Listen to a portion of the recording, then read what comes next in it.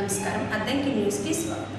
పర్యావరణ పరిరక్షణ కోసం ప్రతి ఒక్కరూ మొక్కలు నాటి వాటిని సంరక్షించాలని ప్రార్థనా సమయంలో ప్రకాశం జిల్లా గేయం అనేది పాటించడం అలవాటు చేయించాలని హిందూ ధర్మ పరిరక్షణ ట్రస్ట్ చైర్మన్ దాసరి శ్రీనివాస్ అన్నారు. అద్దంకి మండలం తిమ్మాయిపాలెం జెడ్పీ హై స్కూల్లో మంగళవారం గుండ్లకమ్మ హరితాహారం కార్యక్రమంపై విద్యార్థులకు అవగాహన కార్యక్రమం నిర్వహించారు. కార్యక్రమంలో చైర్మన్ శ్రీనివాసులు పాల్గొని మాట్లాడారు. నాటికి నేటికి ప్రభుత్వ పాఠశాలలు రూపురేఖలు ఎన్నో మారిపోయాయని, వారు చదువుకునే సమయంలో పాఠశాలల భవనాలు సరిగా ఉండేవి కాదని, నేటి తరం ప్రభుత్వ స్కూల్స్లో విద్యార్థులకు అన్ని రకాల మౌలిక వస్తువులు కల్పిస్తున్నారని శ్రీనివాసులు చెప్పారు. ప్రకాశం జిల్లాకు ప్రకాశం పేరు ఎందుకు వచ్చిందో విద్యార్థులు తెలుసుకొని ప్రకాశం పంతుల సొంత ఊరును విద్యార్థులు చూసి రావాలని శ్రీనివాసులు చెప్పారు. కోరుకున్నది ఏంటంటే, ఈ జిల్లాకు ఒక వారసత్వ గీతాన్ని మీరు రచించండి. ఈ జిల్లా వాసులకు హద్దులేంటి, ఎల్లలేంటి, దాని ప్రశస్త ఏంటి, ఈ జిల్లాలో వనరులు ఏంటి, ఈ జిల్లాలో ఉన్నటువంటి నైసర్గిక స్వరూపం ఏంటి, ఒక గీతంలాగా రాయండి. ఆయన తీసుకొని పోయి నేను శ్రీశైలం ఫారెస్ట్లో ఒక గెస్ట్ హౌస్లో పెట్టాను 10 రోజులు. మీరు ఇక్కడ బయటకు రావద్దండి, మీరు బ్రహ్మర్షి విశ్వామిత్రకి పాటలు అన్నీ ఎన్టీఆర్తో కలిసి చేశారు. జిల్లా కలెక్టర్గా నేను కోరుకునేది ఏంటంటే, జిల్లా గీతం ఒకటి రచించండి. మీకు ఎంతమందికి జిల్లా గీతము మీ పాఠశాలలో ఉపాధ్యాయులు చెప్పారు? ఇప్పుడే నాతో పాటు ఉన్నటువంటి నా స్నేహితులు ఏమయ్యా స్కూల్లో పాడుతున్నారు అది అని చెప్పేసి, నేను అక్కడ జిల్లా కలెక్టర్గా ఒక గజెట్ ఇచ్చాను. నాకు గజెట్ ఇచ్చేటటువంటి అధికారం అప్పుడు ప్రభుత్వం కల్పించింది. ఇప్పుడు కూడా కలెక్టరేట్ ఉంటుంది. రాజపత్రము అంటారు గజెట్ అంటే. ప్రతిరోజు మన ప్రేయర్లో ఆ పాట పాడాలి. జిల్లాలో ఒక గొప్ప అనుభూతి ఏంటంటే, ఆ 2 జిల్లాల్లో లేనటువంటి సంతృప్తి ప్రకాశం జిల్లాలో పనిచేశాననేటువంటి సంతృప్తి నా జీవితాంతం మర్చిపోయింది.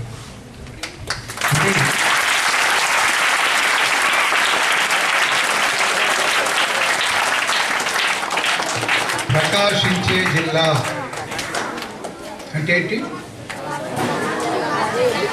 Rising district. ఎవరి ప్రకాశమో మన మీద పడితే మనం వెలగటం గొప్పతనం కాదు. స్వయం ప్రకాశకులు కావాలి. మీరు స్టూడెంట్స్ స్వయం ప్రకాశకులు అంటే ఎవరు? ఒక ఉదాహరణ చెప్పగలరా? ఆడపిల్లలు ఏం మాట్లాడలేదు. కాంతి నా మీద పడ్డప్పుడు నేను వెలిగిపోవటం గొప్పతనం కాదు. నా అనుభవం చెప్తాను. ప్రకాశం జిల్లా ఎట్లా ఏర్పడింది తెలుసా? ఎవరికన్నా మీ టీచర్కి చెప్పారా? నేను ఇప్పుడు బాపట్ల జిల్లా, మార్కాపూర్ జిల్లా, ప్రకాశం జిల్లా అనేది ఒకప్పుడు లేదు. నేను కలెక్టర్గా ఉన్నప్పుడు ఒకే జిల్లా, దాన్ని ప్రకాశం జిల్లా అనేవాడు.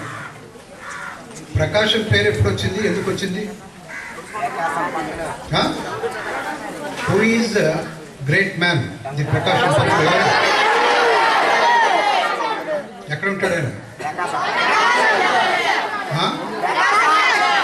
టంగుటూరు. వాళ్ళ గ్రామానికి మిమ్మల్ని ఎప్పుడైనా టీచర్ తీసుకుపోయారా? ఆ మహానుభావుడి గ్రామాన్ని మీరు దర్శించారా? పోయారా? మరి హెడ్ మాస్టర్ గారికి మన గంగాధర్కి నేను కోరుకునేది ఏంటంటే, టీచర్లు కూడా ఒకరోజు మీ ఖర్చుతో, మీరు పెట్టుకోకపోతే నా ఖర్చుతో, హిందూ ధర్మ పరిరక్షణ ట్రస్ట్ పేరు మీద ప్రకాశం పంతులు పుట్టినటువంటి గ్రామాన్ని మీరు దర్శించాలా? అద్దంకి వైసీపీ ఇన్ఛార్జి అశోక్ కుమార్ వ్యాఖ్యలకు నిరసిస్తూ అద్దంకిలోని ఎన్టీఆర్ నగర్ కాలనీవాసులు నిరసన కార్యక్రమాన్ని నిర్వహించారు. అద్దంకి గ్రామ దేవత అయిన పోలేరమ్మ తల్లి దయ చూపి అశోక్ కుమార్ బుద్ధి మార్చాలని ఎన్టీఆర్ నగర్ నుంచి పోలేరమ్మ దేవాలయం వరకు ర్యాలీ నిర్వహించారు. ర్యాలీలో మాజీ కౌన్సిలర్లు గుంజి కోటేశ్వరరావు, నాగేశ్వరరావు, గోవింద్, వెంకటేశ్వర్లు తదితరులు పార్టీలకు అతీతంగా పాల్గొన్నారు. ఈ సందర్భంగా కోటేశ్వరరావు మాట్లాడుతూ, గత 40 సంవత్సరాల నుంచి ఎన్టీఆర్ నగర్లో పేదల నివాసాలు ఏర్పాటు చేసుకుని నివసిస్తుంటే వైసీపీ ఇన్ఛార్జి మీడియా సమావేశం ఏర్పాటు చేసి చెరువును ఆక్రమించుకొని నివాసాలు ఏర్పాటు చేసుకుని ఉన్నారని అనడం ఆశ్చర్యంగా ఉందని, గత 40 సంవత్సరాల క్రితమే 150 మందికి పట్టాలు ఇచ్చి ఉన్నారని వైసీపీ ఇన్ఛార్జి ఈ విషయం తెలుసుకోవాలని కోటేశ్వరరావు తెలియజేశారు. గత 40 సంవత్సరాల నుంచి మనం ఇక్కడ పేద సాదా అందరం ఉంటున్నాము. ఎన్నో సంవత్సరాలుగా ఉంటున్న మనల్ని ఏదో ఒక రకంగా దయతలిసి ఇన్నాళ్ళ నుంచి ఉన్న వీళ్ళని కాపాడాలనే ఆలోచనతో ఇంతకు ముందున్న నాయకులు కూడా చేస్తూ వచ్చారు.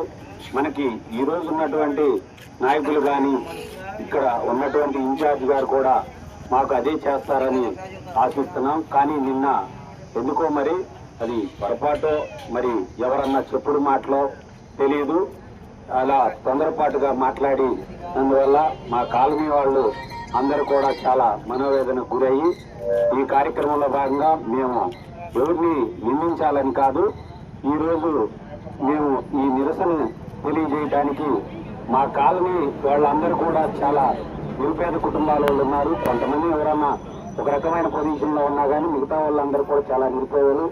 వాళ్ళ ఇళ్లలో కూడా మానసికంగా ఇబ్బంది పడి కూడు నీళ్ళు లేకుండా పెట్టిన పరిస్థితులు, అంతకుముందు 2-3 మనుషులు కూడా చనిపోయిన పరిస్థితులు కూడా చూసాము. కానీ అలాంటి పరిస్థితులు జరగకుండా ఉండాలి అంటే మేము వాళ్ళల్లో మనోధైర్యం కల్పించడం కోసమే ఈ నిరసన ర్యాలీని ప్రారంభిస్తున్నాం. కానీ అది ఏ పార్టీలకి సంబంధించింది కాదు, మేము అన్ని పార్టీల్లో కూడా సమానంగా ఉన్నాం.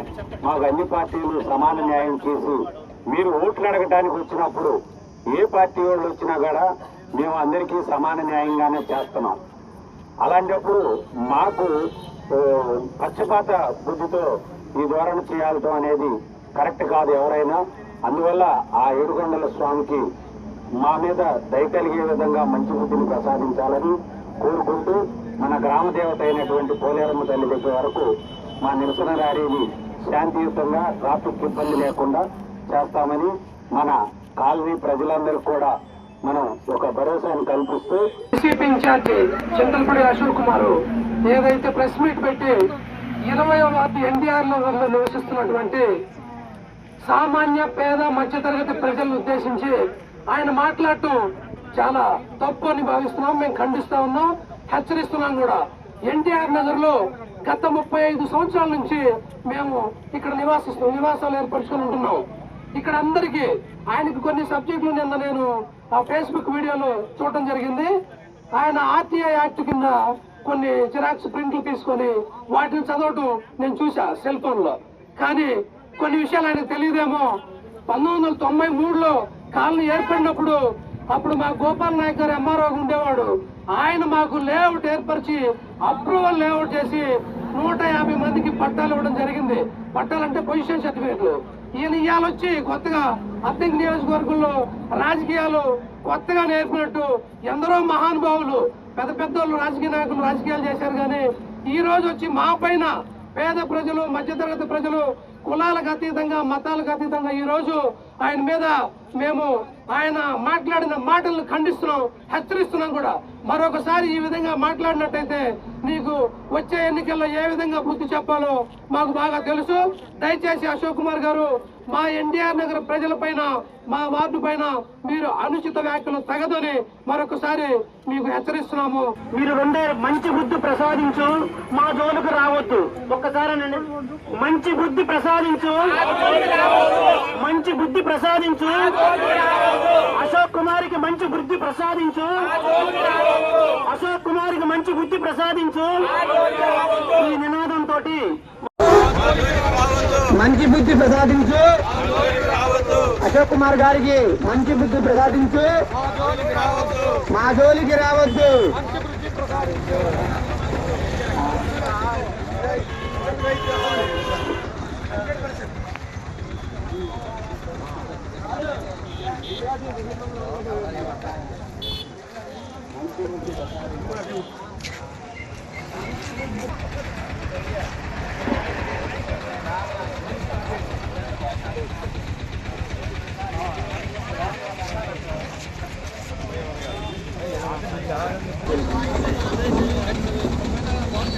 ఈరోజు నిరసన కార్యక్రమాన్ని తెలియజేస్తూ మన వెంట వస్తున్నటువంటి మన ఎన్టీఆర్ నగర్ ప్రజలందరికీ కృతజ్ఞతలు తెలియజేసుకుంటున్నాము.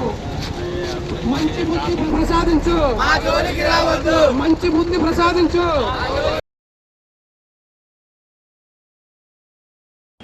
అంతర్జిల్లాల విద్యుత్ వైర్ల చోరీ ముఠాను సోమవారం అరెస్టు చేసి సంతమాగలూరు సర్కిల్ కార్యాలయంలో డీఎస్పీ బాలమురళీకృష్ణ ఆధ్వర్యంలో మీడియా ముందుకు నిందితులను ప్రవేశపెట్టారు. మొత్తం 6 ముద్దాయిల నుంచి 7 కిలోల రాగి వైర్లు, 150 కిలోలు అల్యూమినియం తీగలు, 1 కారు, పరికరాలు రికవరీ చేశారు.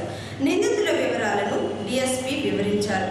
గుంటూరు, బాపట్ల, మార్కాపురం జిల్లాలకు చెందిన కొందరు యువకులు చెడు అలవాట్లకు బానిసయ్యి ఈజీ మనీ కోసం రాత్రి సమయాల్లో దొంగతనంగా వైర్లు చోరీ చేసి ఒకరికి విక్రయిస్తున్నారని 7 నిందితులను అరెస్టు చేశారని, వీరిపై నిరంతరం నిఘా ఉంచి రౌడీ షీట్ ఓపెన్ చేయడం జరుగుతుందని డీఎస్పీ బాలమురళీకృష్ణ చెప్పారు.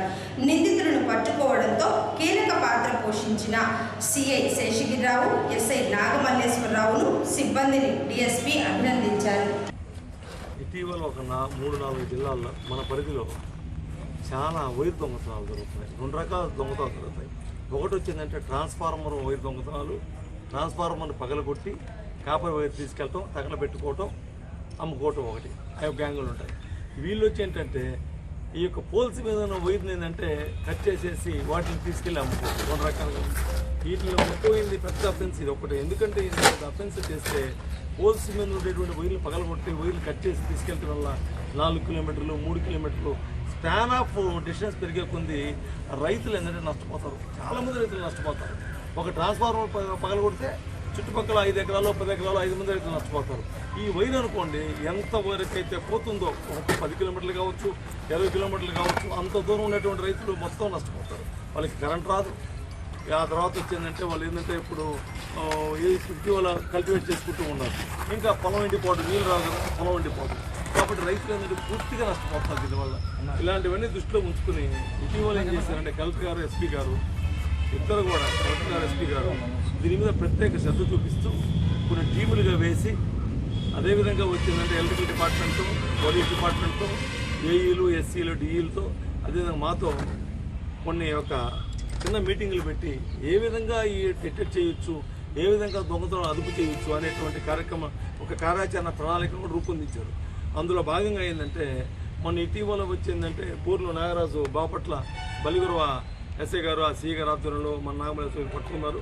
ఇది 2వది అనమాట. ఇది దానికన్నా పెద్దది. ఇది అఫెన్స్ తీరు పెద్దది. ఇది దీంట్లో వచ్చేం జరిగిందంటే ఈ విధంగా పోల్స్ మధ్య ఈ వైర్ కొట్టేసేదానికి వాళ్ళు అద్భుతంగా వచ్చిందంటే ఒక టాటా బండి చూడండి, ఆ బండిని ఏంటంటే ఎంగేజ్ చేసుకోవటం, ఆ బండిలో ఒక 7 మంది దొంగలు కూర్చోవటం.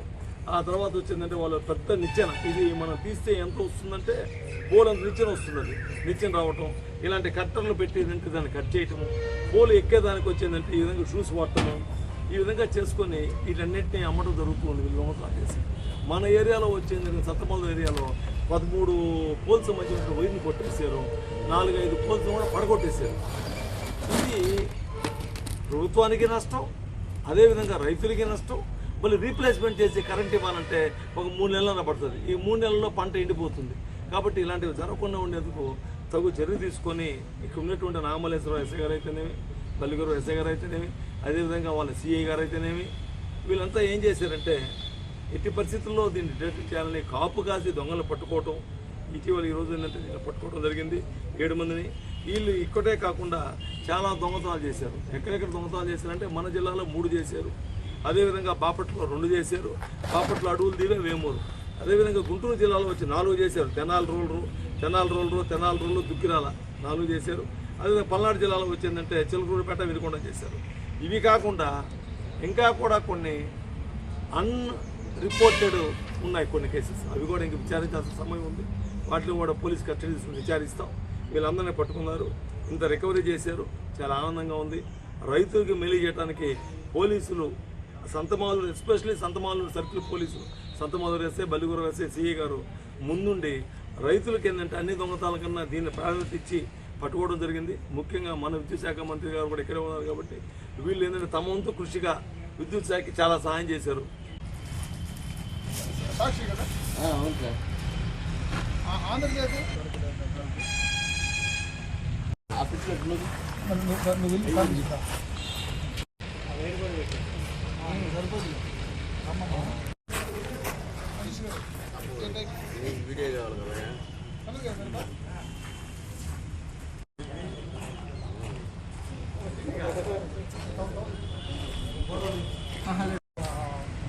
దానికోసం సంబంధానికి వెళ్ళిపోతాడు.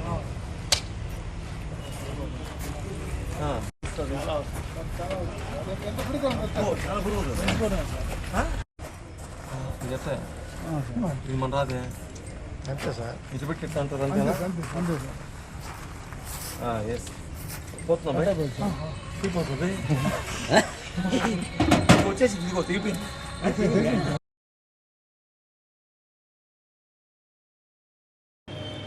అద్దెకి ప్రభుత్వ పాలిటెక్నిక్ కళాశాలలో స్పాట్ అడ్మిషన్స్ కొరకు దరఖాస్తులు పెట్టుకునేవారు ఈ నెల 5వ తేదీలోపు పెట్టుకోవాలని కళాశాల ప్రిన్సిపల్ విజయవర్ధన్ తెలిపారు. ఈ సందర్భంగా ఆయన మాట్లాడుతూ పాలిటెక్నిక్ నందు ఎలక్ట్రానిక్స్ అండ్ కమ్యూనికేషన్స్ ఇంజనీరింగ్ మరియు కంప్యూటర్ ఇంజనీరింగ్లో డైరెక్ట్గా ప్రవేశాల కోసం 10వ తరగతి పాస్ అయిన విద్యార్థులు తమ సర్టిఫికేట్స్ తీసుకుని బుధవారం ఉదయం 10 గంటల లోపు కళాశాలకు రావాలని తెలిపారు.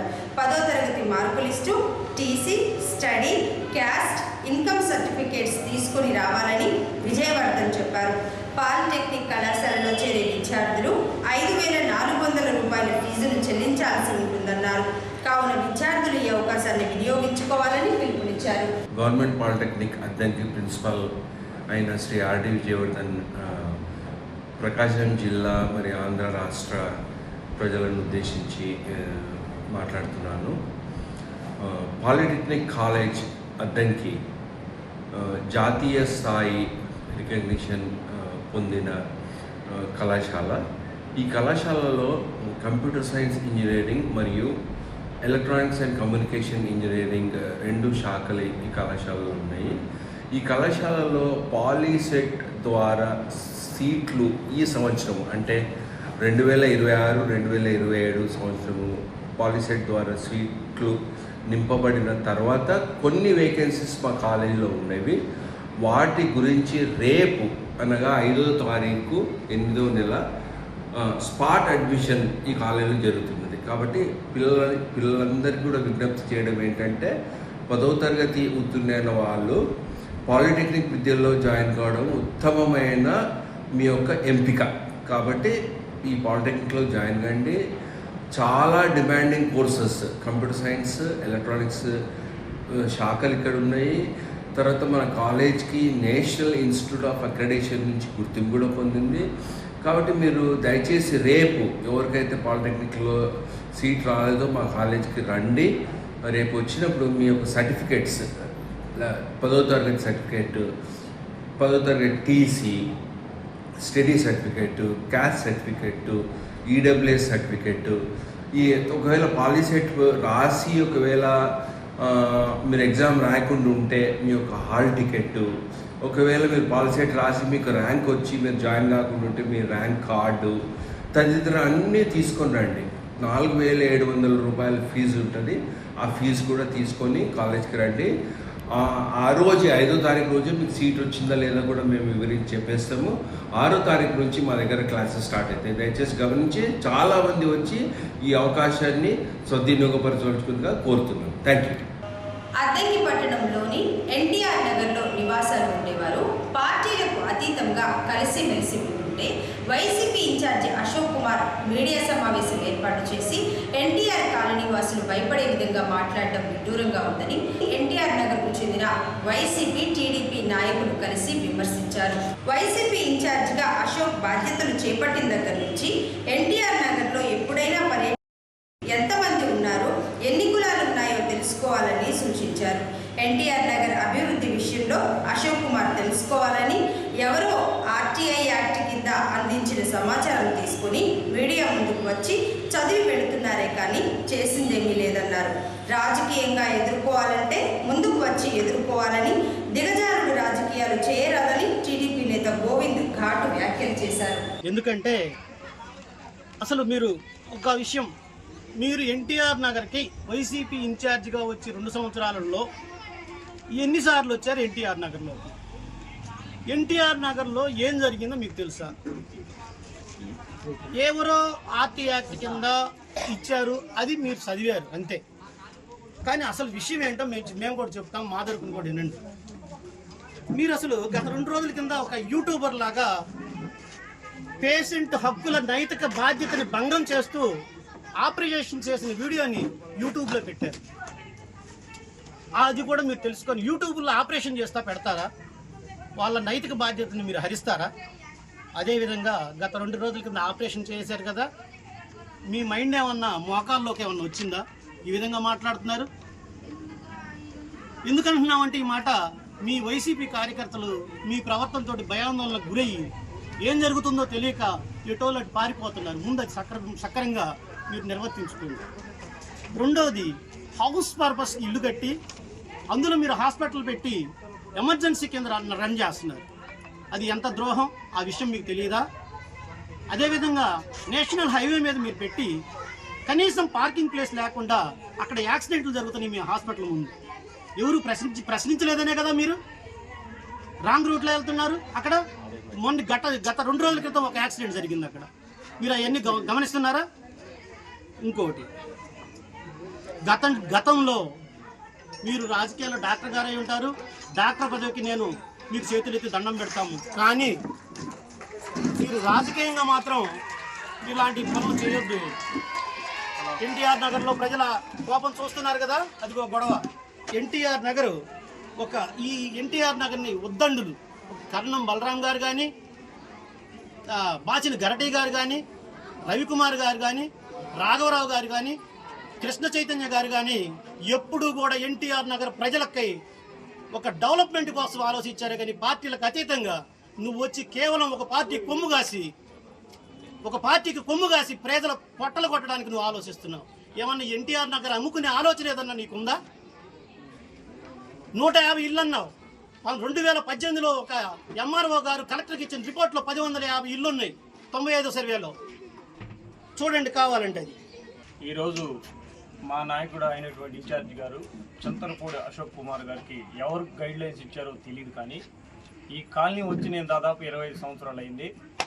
పార్టీలకు అతీతంగా ఈరోజు మీరు చెప్పిన ప్రెస్ మీట్ వల్ల భయాందోళనకు గురి కావడం జరిగింది. వారితో పాటు మాకు కూడా అలానే ఉంది. మీకు ఏ విధంగా అయితే మీరు గైడ్ లైన్స్ ఇచ్చారో అది సరిచూసుకుని ఉంటే మాకు కూడా చాలా బాగుండేది. గతంలో దామరపాలెం వాళ్ళు కానీ మేము కానీ కలిసిమెలిసి ఉన్నమాట వాస్తవమే. అది కూడా కాకుండా గత గవర్నమెంట్లో మన హయాంలో స్కూల్ అభివృద్ధి చేయటం కానీ, చెరువు కట్ట 80 ఎకరాలు నిర్ధారించి అమృత పథకం కింద కట్ట డివైడ్ చేసి మన శ్మశానాలు కూడా అభివృద్ధి చేయడం కూడా మన గవర్నమెంట్లో చేయడం మాకు ఆనందదాయకమే. కానీ ఈరోజు మీరు ఈ విధంగా ఏమైతే మాట్లాడారో అది మాకు సమంజసంగా లేదు. మేము పార్టీకి విధేయులమే, కానీ మా కాలనీ వచ్చేసరికి అంతా మేము ఒకటిగానే ఉంటాం, కలిసికట్టుగా పోరాడతాం. పార్టీ ఏదైనా సరే మా కాలనీ మేమందరం ఒకటే. దయచేసి మీరు అర్థం చేసుకొని మా బాధను మీరు మన్నించి ఈ విధంగా ఎందుకు మాట్లాడారో మాకు చెప్పాలి. మేము కాలనీలో తిరగాలన్నా, మీ జెండా మేము మొయ్యాలన్నా, జగన్ గారి జెండా మేము మొయ్యాలంటే ఈ విధంగా మాట్లాడేటప్పుడు మీరు కొంచెం మా కాలనీ తరపున చూసుకొని, మీకు ఎవరైతే ఈ సలహాలు ఈ విధంగా మాట్లాడమని ఇచ్చారో ఈ కాలనీ తరపున మీకు కేసులు వేసిన వాళ్ళు ఇచ్చుంటారు. వాళ్ళ ద్వారా చేతనైతే విత్డ్రా చేసుకొని గతంలో మనం చేసిన పనులు నిలబెట్టుకొని అభివృద్ధికి సహకరించాలని కోరుతున్నాను. అద్దెకి పట్టణంలోని స్థానిక బంగ్లా రోడ్లో ఉన్న ఈశ్వర్య బ్రహ్మకుమారి విశ్వవిద్యాలయంలో మంగళవారం నషాముక్త్ భారత్ ప్రతిజ్ఞ కార్యక్రమాన్ని నిర్వహించారు. కార్యక్రమంలో హిందూ ధర్మ పరిరక్షణ trust chairman Dasari Srinivasulu, commissioner Ravindra, SI Sai పాల్గొన్నారు. ఈ సందర్భంగా కార్యక్రమంలో ప్రచార పత్రాలను ఆవిష్కరణ చేసి వ్యసన ముక్తి ప్రతిజ్ఞ చేశారు. దేశవ్యాప్తంగా 28 రాష్ట్రాలలో 8 కేంద్రపాలిత ప్రాంతాలలో ఈ నెల 6వ తేదీ నుండి 20వ తేదీ వరకు ప్రభుత్వ స్కూల్స్, కార్యాలయాల్లో ప్రతిజ్ఞా కార్యక్రమాలు జరుగుతాయని దాసరి శ్రీనివాసులకు వివరించారు. ఈ కార్యక్రమం ఏర్పాటు చేసినందుకు అద్దంకి కేంద్రం వారిని అభినందించారు. కరుణ చూపించి దాసరావుని ఎక్కించుకొని పోయాడు. అసలు ఆమె ఇంటి పేరు దాసరని నాకు తెలియదు. నా ఇంటి పేరు దాసరని ఎవరికి చెప్పుకోలేదు. అంటే చూసేవాళ్ళు ఎంత హర్స్వ దృష్టితో చూస్తారంటే ఒక మానవతా హృదయంతో చూడాల్సింది పోయి వక్రీకరించి వార్తలు వెంటనే ఆ విలేకరుని పిలిపించి అతను అక్కడిషన్ రద్దు చేస్తాడు. నాకు పవర్ ఉంది కదా. ఇటువంటి వార్తలు రాసేవాళ్ళు సమాజాన్ని చెడు, కులాలని మతాలని విధ్వంసకమైనటువంటి వార్తలు రాసేవాళ్ళు. మీరు శాంతిని కోరేటటువంటి ఆశ్రమం కాబట్టి మరి మనం ఎప్పుడు శాంతి ఖచ్చితంగా పలుకుతుంది. శాంతిని ముందుకు తీసుకోవాలని చెప్పేసి కోరుకుంటున్నాం. మీరందరూ శాంతమూర్తులు లోనే మీ అందరి ఆశీర్వాదాలు తీసుకుంటూ మీకు భగవంతుడు అన్ని విధాలా శుభాలు చేకూర్చాలని మీరు, మీ పిల్లలు, మన కుటుంబాలు, సమాజం విశ్వశాంతి నెలకొల్లాలని చెప్పేసి కోరుకుంటూ ఇప్పుడు ఈరోజు మీరు ఇక్కడికి ఎందుకు సమావేశం అయ్యారో నాకు చెప్పండి. నా సూచన ఒకటి మీరు ఇటువంటి సమావేశాలకు వచ్చినప్పుడు చిన్నపిల్లలు తీసుకోండి. వాళ్ళ మైండ్ ఇన్ఫ్లుయెన్స్ కావాలి. ఇప్పుడు నాకు మీరు ఎన్ని చెప్పినా కూడా నా బుద్ధి మారు. ఇసుకున్న తైలం తీయవచ్చు, మూర్ఖుడి మనసు రంజింపజేయలేదు. మీరు ఎన్ని చెప్పినంతసేపు బాగానే ఉంటుంది. నాకు మైండ్ నేను స్కూల్కి పోయి చెప్పేది కూడా కదే. ఢిల్లీ మీదులో కానీ లేకపోతే భారతదేశం మొత్తం 80 నగరాల్లో యువత మా గురించి మీరు ఏం చేశారని మనం చొక్కా పట్టుకొని నమ్ముతున్నారు, కాలం పట్టుకొని నమ్ముతున్నారు. నేను 25 సంవత్సరాల కిందట ఈ ప్రకాశం జిల్లా కలెక్టర్ ఉన్నప్పుడు నా స్పీచ్లు చూస్తే 2000 సంవత్సరం ఇదే విషయాన్ని చెప్పారు. పోయేవాడు పెద్ద పెద్ద కారులో పోతున్నాడు, మిడిల్ క్లాస్ ఏదో చిన్న చిన్న వాహనాలు, ఏమి లేనివాడు ఎండకి కాళ్ళు కాలుతూ కట్టెలు మోపు నెత్తి మీద పెట్టుకొని ఆ కారు రోడ్డు మీద పోతుంటాడు. నేను కలెక్టర్ ఉన్నప్పుడు అద్దరికి మీటింగ్కి వచ్చాను ఒంగోలు నుంచి. ఒక ముసలావిడ బహుశా అక్కయ్య ఉన్న కట్టెపుల్కి ఏజ్ ప్రతిజ్ఞలో యాజ్ ఎ డిపార్ట్మెంట్ గా నేను ఇక్కడికి వచ్చాను కాబట్టి I'm using that much time. వ్యసన రహిత సమాజంగా మనం నిర్మూలిస్తాము అని చెప్పారు ఇందాక మీరంతా. వ్యసన రహిత సమాజంగా నిర్మూలించడానికి మన వంతు పాత్ర, ఐ మీన్ మీ వంతు పాత్ర, మీకు తెలిసిన వాళ్ళు ఎవరైనా వాళ్ళను మౌల్డ్ చేసి, ఆల్టర్ చేసి, రీహాబ్ చేసి ఒక పునర్జీవం లాగా మీరు ఇస్తే అది ఆ కుటుంబానికి, ఆ సమాజానికి, ఆ దేశానికి ఎంతో మేలు చేసిన వాళ్ళు అవుతారు. ఇదంతా not in a single day process or night లో జరిగేది కాదు. It takes some time, it takes some efforts, it takes some sources కూడా. అలా మీకు ఏదైనా మా డిపార్ట్మెంట్ నుండి ఖచ్చితంగా సహాయ సహకారాలు కావాలంటే మా స్టేషన్ 24/7 ఓపెన్ అండి.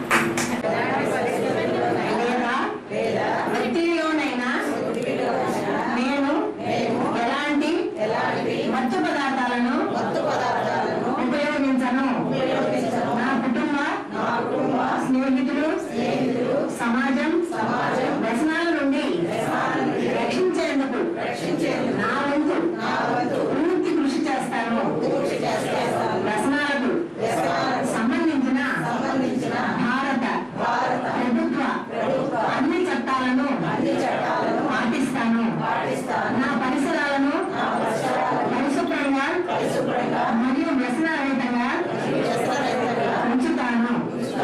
నా భారత్ నషాముక్త భారత్, నా భారత్ నషాముక్త భారత్, నా భారత్. అద్దెకి శంకరాపురం రహదారి మధ్యలో మంగళవారం రోడ్డు ప్రమాదం చోటు చేసుకుంది. బైకు, కారు ఢీకొని ఒకరికి తీవ్ర గాయాలు కాగా స్థానికుల సమాచారంతో 108 వాహనంలో అద్దెకి ప్రభుత్వ వైద్యశాలకు తరలించి చికిత్సలు అందించారు.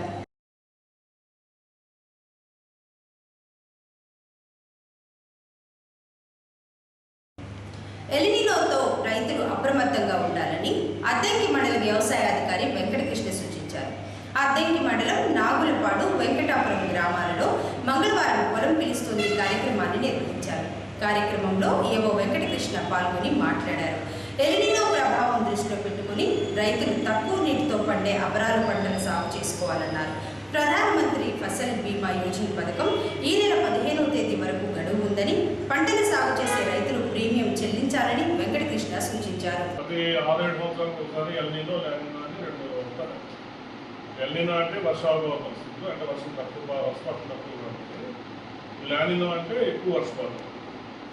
ఇదేంటంటే పసిఫిక్ మహాసముద్రంలో ఆ సముద్ర ఉపరితలం మీద టెంపరేచర్ అంటే మామూలుగా అక్కడ మనం సాధారణంగా అంటే 2 నుంచి 3 డిగ్రీలు ఉష్ణోగ్రత ఎక్కువగా ఉన్నప్పుడు అక్కడి నుంచి వచ్చే ఈ వేవ్స్ మామూలుగా ఈ వేడి గాలుల వల్ల మనకి ఇక్కడ ఋతుపవనాల మీద ప్రభావం ఏర్పడి మనకు వర్షపాతం తక్కువగా ఉంటుంది.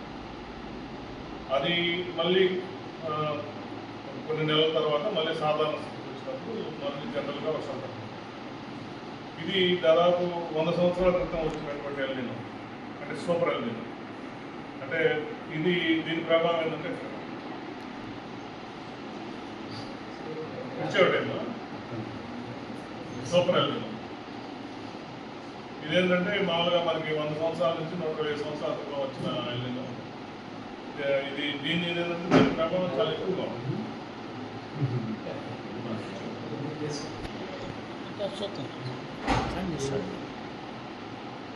దీని ప్రభావం ఎక్కువగా ఉంది. అందుకనే మనకి దీని గవర్నమెంట్ ఏంటంటే గత 6 నెలల నుంచి చెప్తా ఉన్నాం ఈ ఎక్కువగా వరి సాగు చేయాలి. మన ఊళ్ళో వరలేదు కాబట్టి ఇబ్బంది లేదు.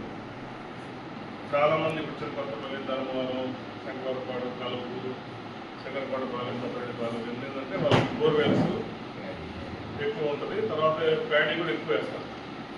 వాళ్ళు కూడా ఏంటంటే ఈ సంవత్సరం 2.5 అంగుళాలు 3 అంగుళాలు ఉన్నా కూడా ఈ ఆరుతడి పంటలు ముఖ్యంగా మొక్కజొన్న, లేకపోతే జొన్న, సజ్జ, మినుము, కంది ఇటువంటి వేసుకుంటూ చెప్తున్నారు.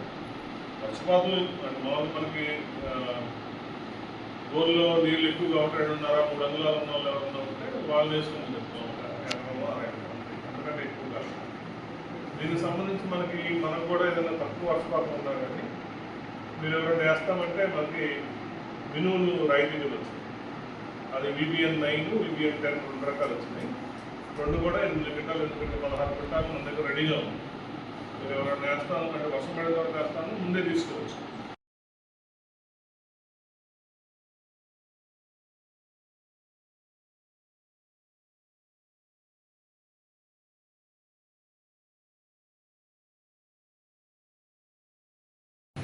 రెండు వారాలకు మించి దగ్గు, కళ్ళ పడుతుంటే టీబీ వ్యాధి పరీక్షలు చేయించుకోవాలని డాక్టర్ ప్రవీణ్ కుమార్ తెలిపారు. మొండ్లమూరు మండలం మారెళ్ల PHC పరిధిలో మంగళవారం మారెళ్ల, పోలవరం గ్రామాలలో హ్యాండ్ ఎక్స్రే క్యాంపు నిర్వహించారు. క్యాంపులో 200 మందికి ఎక్స్రేలు తీసి 50 అబ్నార్మాలిటీస్ని గుర్తించారు. టీబీ వ్యాధి పట్ల ప్రజలు అప్రమత్తంగా ఉండాలని డాక్టర్ ప్రవీణ్ మధుశేఖర్ తెలిపారు.